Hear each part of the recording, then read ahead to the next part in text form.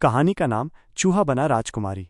बहुत समय पहले की बात है। घने जंगल के किनारे एक बूढ़े साधु अपनी कुटिया में तपस्या करते थे। उनका मन बड़ा दयालु था। एक दिन जब वे नदी किनारे पूजा कर रहे थे, तभी एक नन्हा सा चूहा चील के पंजों से छूटकर उनके पास गिरा। साधु ने उसे उठाया, प्यार से कहा, डर मत बेटा, अब तू मेरे साथ सुरक्षित है। पर साधु सोच में पड़ गया।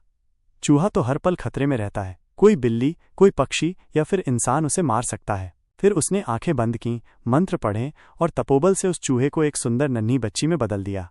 अब तू मेरी बेटी है, साधु ने मुस्कुराते हुए कहा।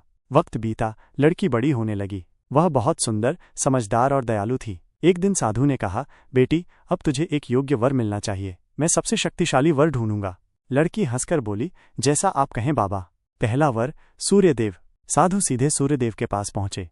हे सूर्यदेव, क्या आप मेरी बेटी से विवाह करेंगे? आप तो सबसे तेज, सबसे शक्तिशाली हैं। सूर्यदेव हंसकर बोले, मैं तो बादलों से ढक जाता हूँ। असली शक्ति तो बादलों की है। दूसरा वर, बादल। अब साधु बादलों के पास पहुंचे। हे बादल देव, क्या आप मेरी बेटी से विवाह करेंगे? बादल गरजकर बोले, मैं तो हवा के आगे कुछ नहीं, वह मुझे उड़ा ले जाती है। तीसरा वर, हवा। साधु हवा के पास गया। हे पवन देव, आप मेरी बेटी से विवाह करें क्या? हवा बोली, मैं तो पर्वत से टकराकर रुक जाती हूँ। पर्वत मुझसे भी महान है। चौथा वर, पर्वत। अब साधु पहाड़ों के पास पहुंचा।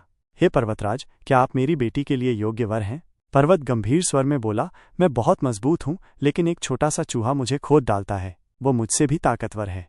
साधु ये सुनकर हक्का बक्का रह गया। उसने मुस्कराते हुए बेटी से कहा, बेटी, शक्ति केवल रूप या आकार में नहीं होती। अब मैं तुझे फिर से तेरी असली पहचान दूंगा। साधु ने मंत्र पढ़े और लड़की फिर से एक प्यारी सी चूहिया बन गई। फिर साधु ने एक समझदार चूहे से उसका विवाह करवा दिया और वे दोनों जंगल में खुशी खुशी रहने लगे। सीख, हर किसी की अपनी खासियत होती है। जो जैसा है, उसी रूप में वो सबसे अनमोल है।